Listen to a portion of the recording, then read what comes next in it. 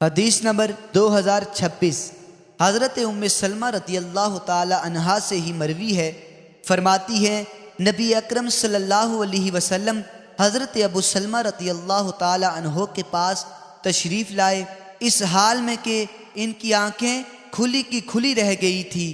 آپ نے ان کو بند کیا، پھر فرمایا جب روح قبض ہوتی ہے تو نگاہ اس کے پیچھے جاتی ہے۔ یہ سن کر ان کے گھر والے رونے لگے تو آپ نے فرمایا اپنے نفسوں کے لیے صرف بھلائی کی دعا کرو، کیونکہ فرشتے تمہاری دعا پر آمین کہتے ہیں۔ پھر فرمایا یا اللہ ابو سلمہ کو بخش دے اور ہدایت یافتہ لوگوں میں ان کا درجہ بلند فرما، ان کے بعد والوں کی نگرانی فرما، ہمیں اور ان کو بخش دے۔